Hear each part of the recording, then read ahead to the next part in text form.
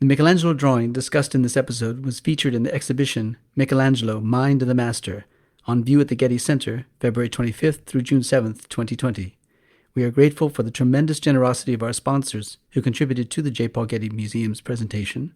The exhibition in Los Angeles was made possible with major funding from Joe Carroll and Ronald S. Lauder. It was supported by an anonymous gift in memory of Melvin R. Seaton and sponsored by our generous partners at City National Bank.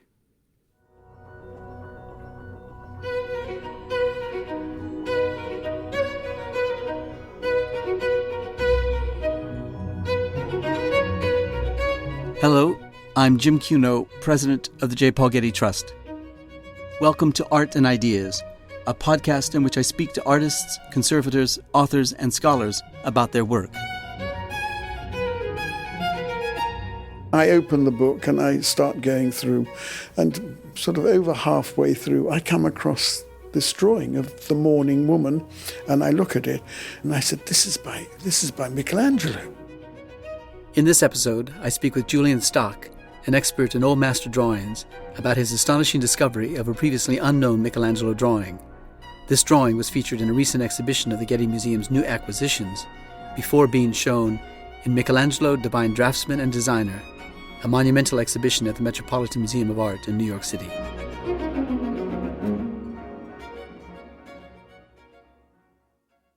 Until recently, Julien Stock was head of old master drawings at Sotheby's, London.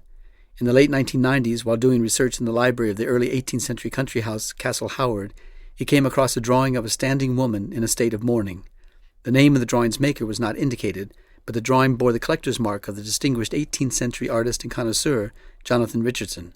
That gave Stock pause, for Richardson was one of the greatest connoisseurs of his day. Intrigued by this fact, and by the evident quality of the drawing itself, Stock began his research and ultimately concluded that the drawing was one of a small group of large-scale figure studies made by Michelangelo early in his career, likely between 1500 and 1505. This conclusion caused an international sensation. For excluding the Michelangelo drawings in England's royal collection, only 4 important drawings by the Renaissance master were still in private hands. Happily, the Castle Howard drawing is now accessible to the public as part of the collection of the Getty Museum. I recently sat down with Julien Stock to learn more about this drawing and the circumstances of its discovery. Well, Julien, thank you so much for your time this morning on the podcast and for your coming to the Getty to lecture us on this Michelangelo drawing, which until you discovered it was an unknown drawing, as I understand it. Could you describe the drawing for us and describe also how you found it and how you came to recognize it as a Michelangelo drawing? Yes, I was working at Sotheby's, and Sotheby's regularly every 5 years did a revaluation of the Castle Howard, contents of Castle Howard, Vanbrugh, 18th century. And I was up there revaluing all the paintings. This was a 3-day job. And on the last day, my colleague, James Miller, had finished. So he thought he'd pop into the library and spend some time in the library because he'd got nothing to do. He'd finished looking at his pictures. I was still working away looking at old master pictures because Castle Howard has a lot. And he pulls this large volume out because there's nothing written on the spine. Now, why do you think James Miller pulled it out of the spine? Well, in almost every English country house, you would have large books with nothing written on the spine because usually there was something naughty and Japanese in it, if you get my meaning. So anyway, he pulls it out and there are all the drawings. So he comes up to me in one of the other rooms and says, "Oh, Julien, I've been in the library. I pulled out this scrapbook and it's full of old master drawings." And I sort of swear at myself and say, damn. And say, okay, I'll revalue. Was Castle Howard famous for its drawings as well as its paintings? Not at all. No, it doesn't really have any drawings. So it was a surprise in itself that there was an album of drawings. We didn't know. And this, after all, as I've just said, this is a revaluation, but not once, a revaluation 3 times. So 3 times it was missed. You would have thought the book department, because the books would have been done, would have pulled it out and seen that there were drawings pasted into it, or drawings on mounts. So I sort of curse and say, OK, I'll go and have a look at it. And I open the book and I start going through. And sort of over halfway through, I come across this drawing of the mourning woman, very Gothic in the 13th, 14th century type of drapery, very classical.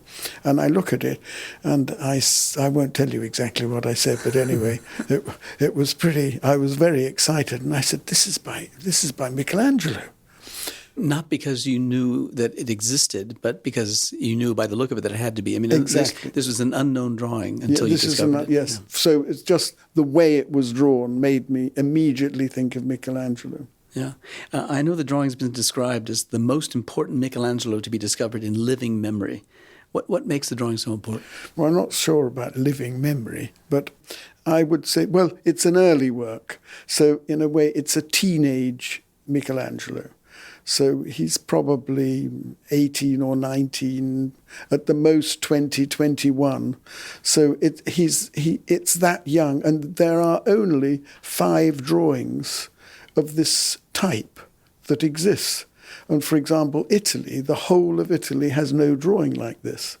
There's one in the Albertina, which is double-sided. There's one in the Louvre. There's one in the British Museum that I knew very well because when I joined Sotheby's all those years ago in 1964, every morning, it was such a civilized company then, as it was privately owned, every morning I was told, you go to the British Museum and you look at drawings. We have employed you to become a drawing expert.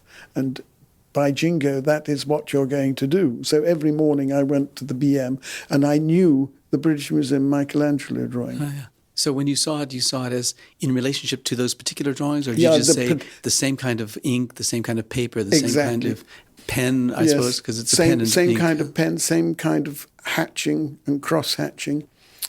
But of course, my colleagues who were there said, "Oh, come off it. Right. Don't be ridiculous. Impossible to find a new Michelangelo drawing in it.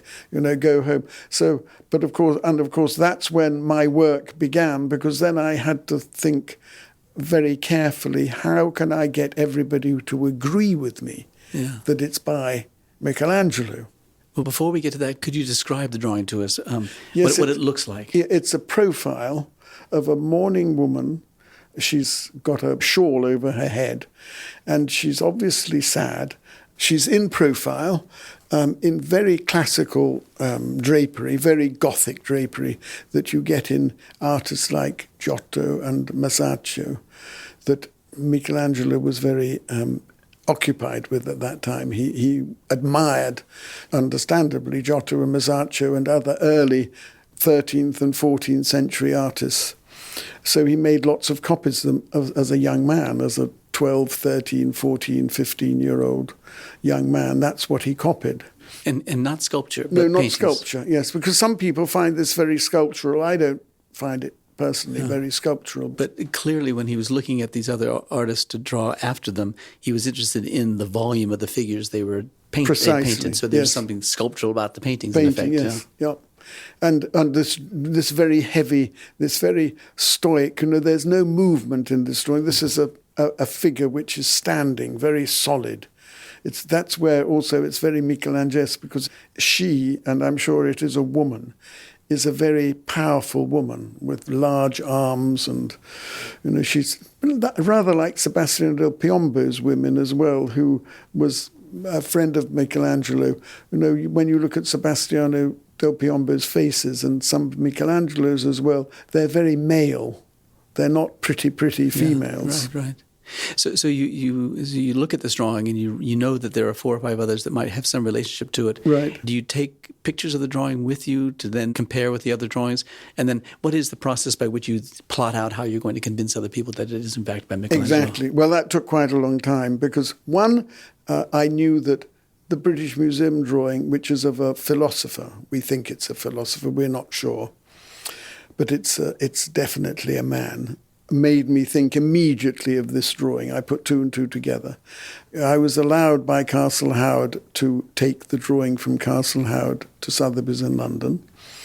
And we took it out of the book because it was still on the same mount when I took it out of the book, and photographed the whole book, all the drawings in the book. And then I started work on it when I had time, because I said to Castle Howard, I can't do this in, this isn't a 2-day job. This is maybe a 5 or 10 year job, because I've got to show it to people.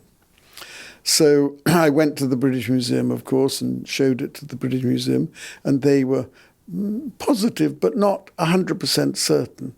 There's always a certain amount of jealousy, I guess, but also reluctance to accept something by a major artist. Are you really sure? Could it be by Baccio Bandinelli, for instance, who can be confused? And on the back of the mount of this drawing, there are shelf marks when it was in somebody called Jonathan Richardson's collection, and he has BB, which, of course, some people would say, Baccio Bandinelli, it must be. Right. So one has to be ready for the negatives when people throw them up at you. For example, also this drawing has white heightening, rather like your, well, I suppose nobody uses it now, Tipex, when your secretary was typing and there was a mistake and you would Tipex over with white and then draw over. So they would say, but that white is added later. Well, in now, let's call it the Getty drawing, the white is not added later. It's absolutely by Michelangelo, because there's underdrawing line in brown ink, and also over the white there is brown ink, which is absolutely consistent. Her left arm and elbow, Michelangelo has obviously been dissatisfied with his original pen and ink part of that drawing.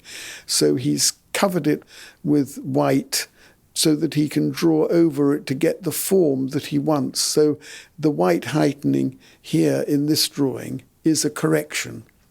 So you photographed all the drawings in the book itself, yes, and you knew of 4 or 5 others that might be comparable to this drawing that would help you convince someone that this drawing is indeed by Michelangelo. Was there a provenance that was helpful to you? We know that you mentioned Richardson. Richardson owned it at one time. Well, Richardson owned it one time. So, of course, I looked up the Richardson sale catalogue. But, of course, there you would just have, a group of 10 drawings, or 2 drawings, one by Michelangelo, for instance, and one by Salvator Rosa, sold together. Or, 3 Michelangelo and 2 Agostino Carrara. It was just a big jumble. And I thought, as the Richardson mount is cut, because normally it would be 22 inches by 16 as the standard mount size that everybody used in the 18th century, 19th century, 20th century. We still use it in Britain. 22/16 is the size. And this mount had been cut. So often Richardson would write on the back of the mount. He would give a description or say what he thought it was. And there's nothing on the back of this. And so I thought, now, that's in a way strange, but, did Richardson actually know that he owned a Michelangelo? I'm not so sure. Yeah, for our podcast listeners, tell us about Richardson briefly. I mean, he's an 18th century collector. Yeah, he's an 18th century portrait painter, English, and he had a enormous collection of drawings. And they were all sold in the 1760s. And everybody at that time, English aristocrats, were actually interested in old master drawings and old master prints and old master pictures. So they were buying. So Howard, Henry Howard, purchased this drawing, I think, in the sale. Although we know that Howard bought it because in the Victoria and Albert Museum, there's a marked catalogue, semi-marked catalogue, where a Howard was buying in that sale. So one assumes that it must have been the same Howard. So it's been in the same collection that is at Castle Howard for 225 years or something? Yes, something like that, yes. And not remarked upon in any one of those 225 years? And also, on the back of the mount, I noticed. These things don't always come immediately. Sometimes you're doing something else and you realise the penny drops somewhere, and you scoot left instead of carrying on straight, on going right. But on the back of the mount, there are acid stains. Now, the acid stains meant that it was definitely framed, because when people framed things in the 19th century, orange boxes were usually used because they were the cheapest form of wood, because it was just a backboard holding the drawing and the glass in the frame. And the resins in that wood that was used for the orange box would eventually, after time, go into the mount but protect the drawing, which was so good because they were using this mount is on a pure rag, not on a paper, on a non-rag card. So I thought, now it's been framed at one time. Now don't tell me they didn't realise that it was by Michelangelo. So I spent then 3 or 4 days going in the dungeons of Castle Howard, going through all the archives, trying to find any mention of Michelangelo. Couldn't find anything. So I found absolutely nothing about it. So we know that it was framed. We know that somebody must have looked at it. It's still in wonderful condition. I mean, it's probably one of these 6 early drawings which is in the best condition. Yeah. So when you looked around at the 6 other drawings, and they're all in museums, not one in private hands, so they all have a keeper in charge, a curator and a conservator who's worked with them. So they have some considerable knowledge about those drawings. Exactly. Did they, other than the British Museum, which you've described to us, had some skepticism about the drawing? How did the others respond to the drawings? Well, I didn't really want to show it to many people because I wanted to publish this, because I thought I'm never going to make another Michelangelo discovery, so I better keep quiet. So I would go with a photograph, a very good photograph of it, and go to the Albertina and pull out that drawing, go to the Louvre and pull out that drawing, go to Munich and pull out that drawing, and just show them the photograph. Obviously, I couldn't take the drawing because not that it was at that time authenticated. So there was still a question mark on it. It could still have turned out with everybody saying, no, we don't think you're right, and it's just a copy, or in our opinion, it's not good enough.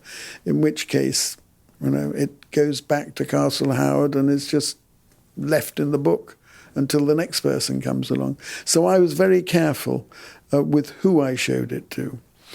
And also, there's a very good corpus by a Michelangelo scholar called Tolnai, who did 4 volumes of facsimile, wonderful facsimiles, a little bit red in the reproduction, but wonderful. So you could put it next to there and compare and be sure, because I wanted to look at it many, many times in different moods, because one day you're in a good mood and you think one thing, and when you're in a bad mood, you have another. Your eyes or your mood changes your feeling towards a work of art. So, and among these people to whom you showed the drawing, were there some academic-based Yes, scholars? I showed it to John Gear, obviously, who was then at the British Museum, and Philip Pouncey, both Michelangelo. Michael Hirst saw it, who was probably the most brilliant person, who's sadly just passed away.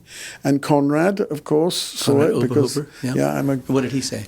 He thought absolutely. Yeah. So you're getting opinions from others who either question or confirm exactly. your guess that it's Michelangelo, and then you want to publish it? Is that the next step in the process? Then I still hadn't really finished everything, because I thought, and I still think, that this is, as the other drawings, they're all after Giotto or Masaccio.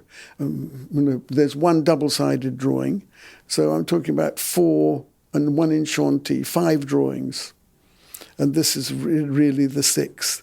And these all have this incredible monumentality of drapery. They're all, if you look at the Giotto frescoes and Masaccio frescoes, it fits perfectly. There can be no question that that's what he's been seeing. Now, if Michelangelo, as a young man, and we know that he never stopped drawing, but we also know that he destroyed hundreds, if not thousands, of his drawings, burnt them even. So we have 6 drawings after 6 figures in these of these frescoes, but where are all the others? So it's quite possible that this is for something, it is a copy after something, not necessarily the works by Giotto, Masaccio and other artists of that period, 13th, 14th century, but other people, because he went to Siena, he went to Prato, he travelled all over the place. Normally, but to help you in this process, you would have found a particular source for it, and you could say, this drawing is after this particular painting, or you'd find a painting by Michelangelo or a sculpture by Michelangelo for which the drawing would be a study, but you found neither of those. I didn't. And in fact, Paul Joanides, who's a very eminent professor of Michelangelo as well as Raphael, Cambridge University, was a friend, and he came to stay in a flat that I had rented when I was living in Florence. And I had a photograph of the drawing, and he looked at the photograph and he said, this is fantastic. This is Michelangelo. I said, yes, it is. But he said, he was very excited. So he said, could I have an image of it? I said, Paul, you're not allowed to reproduce it. So I gave him an image of it, and I put a cross through it. I said, you're absolutely not allowed to publish it. And not long afterwards, Paul discovered in the Louvre a 16th century drawing after this drawing. And as you know, it's cut along the bottom. And it's exactly the same. So this is a drawing that we disagree on the attribution, but it's got to be a drawing of around about 1530, this other copy, this copy Reggio of the Michelangelo drawing. Of this very drawing. So here's cut. So here's the drawing that by the later in the 16th century, or was it 17th? Much later, yes. Because this is 1490. Someone is drawing after it. Yeah, I think this could be, 1485, 86.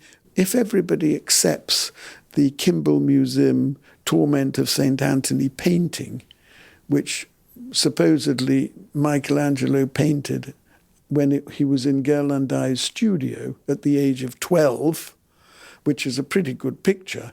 But, I mean, how you can be certain whether it is really the Michelangelo that is recorded, because apparently there was another version of that painting known at one time. But if it is, it means that we have about 2 to 3 years of no work by Michelangelo. We don't have anything by him, because everybody's saying that this drawing, the earliest this drawing gets given is usually, in the 90s. So if this picture is accepted, then there's a lot of time there. There are a few years. And Michelangelo, we know, he never stopped drawing. He never stopped looking. He travelled everywhere. Yeah. For example, he goes from Florence to Bologna, works in Bologna. We know that.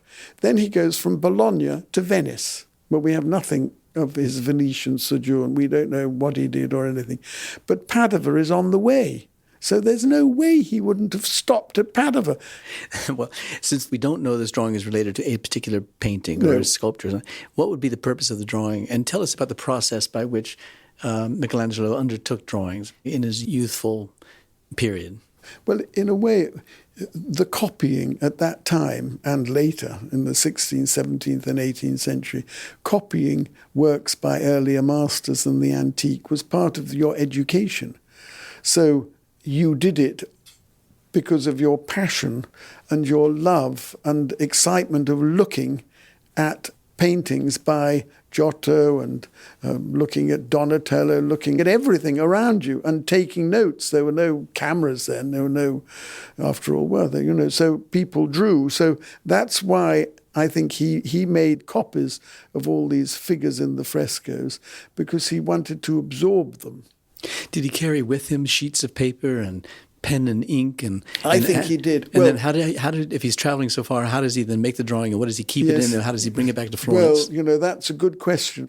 Michelangelo, when he was in Florence, of course, would just go to the chapel and make a copy and sit there, I guess, and make the copy. How many drawings by Michelangelo do we know? That's sort of maybe sort of 400 or so, I think, 490. Yeah. So that's clearly a fraction of the great many number he made. Absolute, yes. He destroyed thousands of drawings. Yeah. Was he consistent in the materials he used, particular period? In other words, if you looked at this drawing, you'd say that's an early drawing because only in the early drawings did he use this particular kind of materials. Yeah, not necessarily the material, but the way he drew. This drawing, similar to other drawings of this early period by Michelangelo, have very, very refined, fine cross-hatching in two coloured inks, brown inks. One is lighter than the other one, and they're very precise. You could almost say that they are like a computer drawing. So that hatching that we call it, which is lines going from right to left, and then lines going from left to right, and lines going, horizontally or diagonally, is the way that this is drawn. Then he became freer. He became more serpentine, and the figures were moving by 1503, 1505. At 21, for example, when he was 21, he goes to Rome with a letter of introduction to Cardinal Riario. And now, when an artist like Michelangelo, who was looking for work, looking for commissions, he would certainly have taken some drawings with him. And that's why I think this drawing, and the one that I compare it with, the British Museum drawing of the standing philosopher or academic or doctor, I think he took both of them to Rome. One, because there's in the Farnese Hours, that beautiful small book done for Cardinal Farnese by Giulio Clovio of 1530s, that sort of date. You have, and this figure in reverse, where Giulio Clovio is copying this, he must be copying almost certainly this image. If it's in reverse, would it have been traced as opposed to drawn? No, I think Why would you draw it in reverse, do you think? Well, because this figure, when I first saw it, I thought it must be for a Christ on the cross. But it's not for a Christ on the cross, because you normally have Christ on the cross, you have on the right St. John the Baptist, and on the left you have the Virgin. Well, you couldn't possibly have this on the left. And I checked again, I went through hundreds and hundreds of images of Christ on the cross, because I wanted to be absolutely certain that I wasn't making a fool of myself. It's very easy to make a fool of myself. And what's fascinating about the British Museum drawing is that on the back of the British Museum drawing, because paper then was considered an expensive commodity, and you took great care, you used every square inch. And on the back of the British Museum drawing, there is a black chalk head for the Sistine ceiling. So that means that drawing must have been part of the portfolio that Michelangelo took when he was 21 to Rome to show people, this is how good I am. Mm-hmm. I'll show you, I'll carve you a figure. And give me a piece of marble and I'll do something in the next sort of couple of weeks and you'll be shocked. Yeah.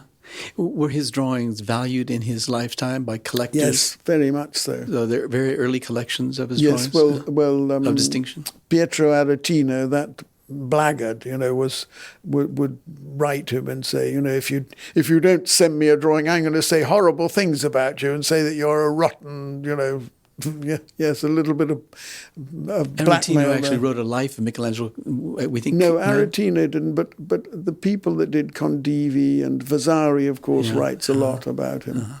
So he had some threatening power over an artist who wanted to be recognized. Exactly, and valued by all. But Michelangelo was very protective of his work. After all, we mustn't forget that naughty Raphael, nobody really criticizes Raphael for it. But Raphael bribed his way into the Sistine ceiling because Michelangelo had given the strictest instructions. No one is to see my unfinished frescoes in the Sistine ceiling. They should just they're not allowed in. Raphael gets in. He bribes him. Well, that's a bit naughty, isn't it? Was there any time when Michelangelo's drawings weren't collected or they weren't valued as the intimate markings of a genius? No, I think they were.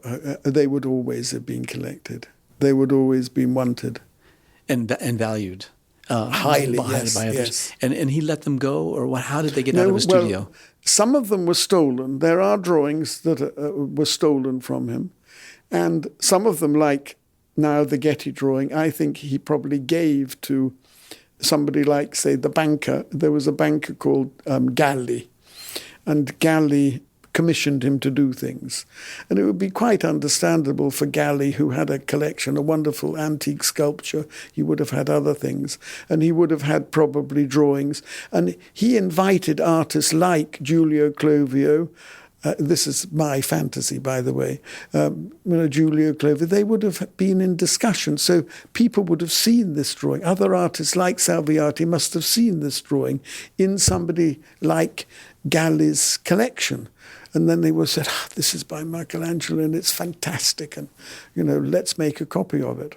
Is it likely, now getting back to the provenance of the drawing, is it likely that it would have gotten to Richardson without others knowing it? There wouldn't be textual evidence of someone remarking upon the I suppose it is, although I find it, I find it very hard to believe. That's why it's so strange that here I am, Castle Howard, doing a revaluation, opening a book, finding this drawing pasted into the scrapbook with nothing, no sign of Michelangelo on it at all. And so I'm going to get back then to the how you get confirmation this is by Michelangelo. So you've shown it now. We've talked about the finding of it in the Castle Howard. We've talked about the role of drawing in the work of Michelangelo. We've talked about the people then with whom you've shown the drawing, that there are 4 or 5 others that might be similarly of the same period and therefore related in time, if nothing else, to this drawing. How did you get it published, and in what form was it published? Well, actually, there was an amusing story. I used to be chairman of the paper conservators, and I'd given it up, but they kept sending me their, what's going on. And I had it at home at one time when I was writing my short article on it. And I had it in rather like here in the sunlight was shining over my shoulder and it was shining on the drawing. And I saw there was pulp in the paper, in this drawing's paper. And I thought, hey, when you have pulp in the paper, it usually means that it's blue paper, and blue paper is Venetian.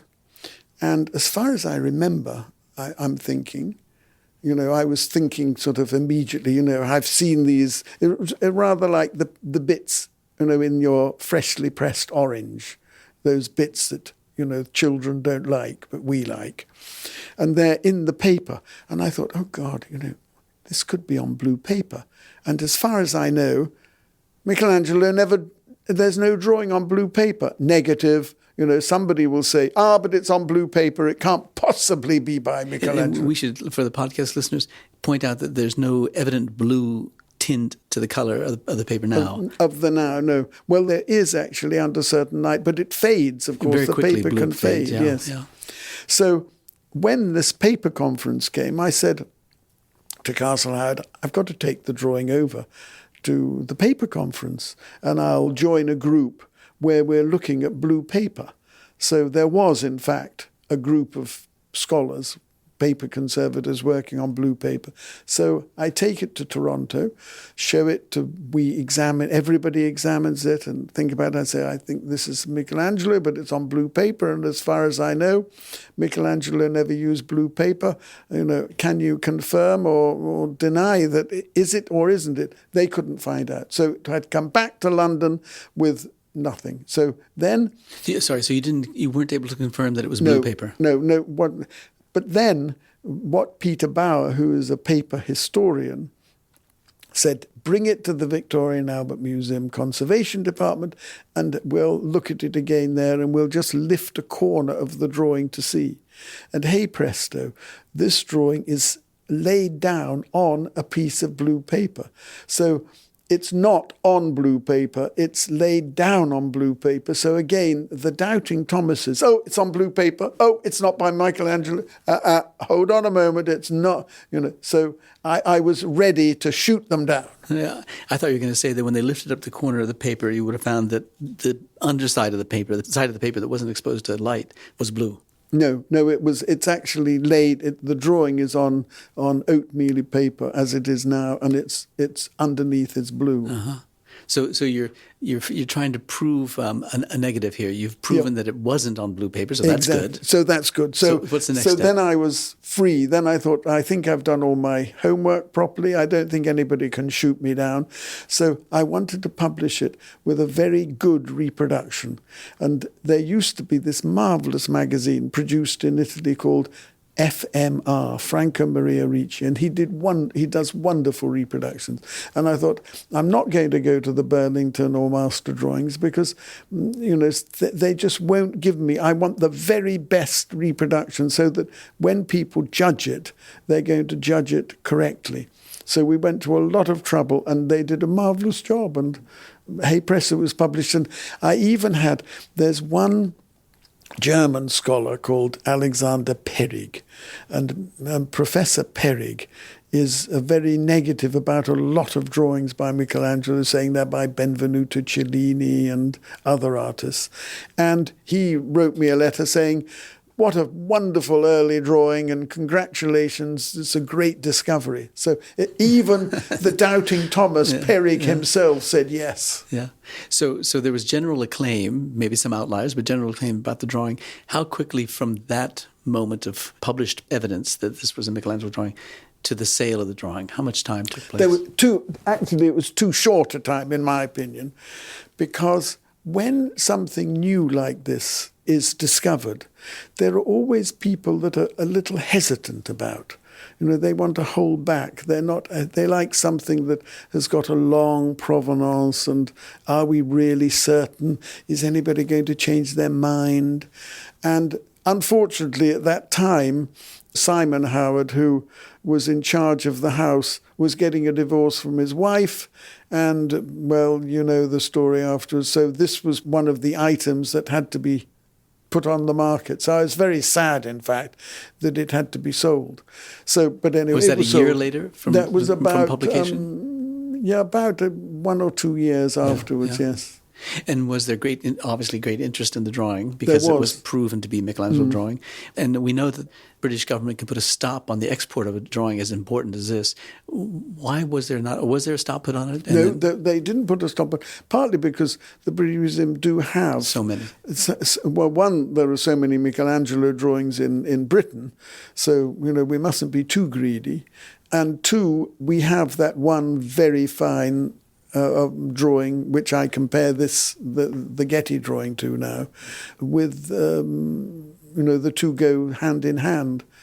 In fact, I would have liked this drawing to have been bought by the Italian government and given to Casa Buonarroti or the Uffizi, because Italy doesn't have a drawing of this type. Of an early drawing like this? No, they don't have an early drawing. So where was it sold? It was sold at Sotheby's in London, and it went very well. And was there great excitement about it? Yeah, there was, yes. Yeah. In the room itself? In the room, yes. Huh. But, everybody normally sits on their hands before. They don't want to be seen bidding, so they were waiting. And in fact, the anonymous collector, who you've just bought this wonderful group of drawings from, bought the drawing in the sale. Was the drawing shown publicly? Yes. At the sale it was, certainly. But after the sale, was it immediately into exhibitions? And has it been an exhibition history that's prominent? It went to, because before it was going to be auctioned, I was trying to get somewhere in Florence to exhibit it. But that fell through because whatever, I can't remember why it fell through, but anyway, it fell through. And I don't think it did go on any travelling exhibition anywhere. No, I don't think it didn't go to Japan, didn't come here. Yeah. So I think it just stayed in London for people to see. So the only time that it's been shown publicly, you think, is in the recent Met exhibition of Michelangelo and drawings? The Vienna one. About 2 years ago now, there was a Vienna exhibition. Well, it's fantastic that you found this drawing. It's fantastic that it's here in the Getty and that you came to talk about the drawing. So we thank you for all of that, and thank you for this time of the podcast this morning. Well, it's been a pleasure.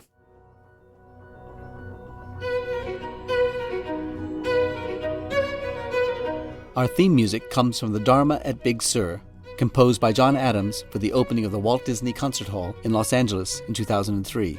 It is licensed with permission from Hendon Music. Look for new episodes of Art and Ideas every other Wednesday. Subscribe on Apple Podcasts or Google Play Music. For photos, transcripts, and other resources, visit getty.edu/podcasts. Thanks for listening.